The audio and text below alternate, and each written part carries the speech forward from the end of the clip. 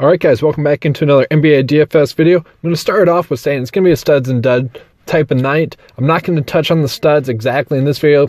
What I mean by that is I'm not going to touch on James Harden, Anthony Davis, Giannis Antetokounmpo. You guys can kind of figure out where you are with your positions and which one you should be targeting with which position you have left over. The first point guard I want to touch out with is going to be Derek White here. You know, he's just been averaging 35 or 30 DK points in his last 5 games. He has a solid matchup tonight against the Detroit Pistons. I really don't mind him. I think he's going to get you around 30 points again tonight. Shabazz Napier is a play that I really do like. The head coach said he had to start getting some of the bench players some more minutes. Shabazz Napier has been one of the players benefiting from that. Do think he'll get you around 25 DK points tonight, especially with Joe Harris already ruled out for tonight's game. That should mean some more minutes for him. Kyrie Irving was a beast right before he got injured. He had a 50 night, another 50 night, and a 60 DK night. Do think more of the same is going to happen tonight for him going against the Nets. That's a pretty easy matchup. Now, Spencer Dinwiddie, he always plays better on the second end of back-to-backs, and D'Angelo Russell does worse. So if you're going to be playing one person in this game, point guard wise, other than Napier, I think you want to go with Dinwiddie. I do want to attack the point guard spot here going against Irving. He doesn't play the best defense, so I really don't mind that. And if the game does blow out, then you definitely just have to lock in Shabazz Napier. Drew Holiday is a play that I really do like. Anytime you can get a 40 DK production locked in, under 8K, you just do it. I really like Holiday on the slate. You know, he's just been a stud this whole year. Bojan Bogdanovic here, I really like him again. Bojan Bogdanovic, sorry. He's just been a beast. He's going to get you around 30 DK points tonight. He does have the upside. Garrett Harris is another solid play. Typically, he's around 6K. He's at 5K because he was out with an injury early on this year. He finally had a good DK night. He had 35 DK points in his last game. Typically, he scores around 30 DK points. I really like him at 5K because he should get you at least 28 DK points tonight.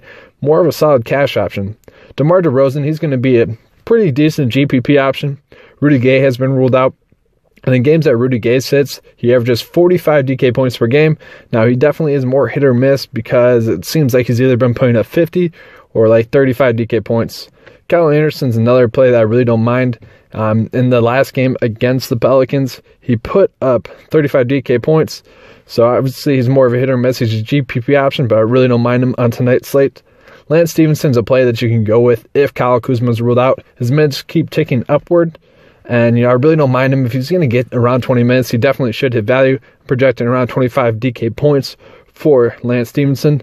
Bielitsa is a play that I might not like as much now that Bagley has been ruled in, but it's kind of just depending on his minutes. If Bielitsa is going to get around 30 minutes, then he's going to get around 30 DK points. He's a point per minute player, so I do like him on the slate still, just not as much. He's definitely still priced a little bit too cheap, I think. Hal Horford's another player that's a little bit too cheap. And, you know, he's hit value 7 out of the 8 last slates if you're at this price point in all the slates. So I don't mind him. Brooklyn's a matchup that you can go out and get. They do need to play their bigs a little bit more in that game. Derek Favors is a play that I like. The Bucks do struggle against power forwards.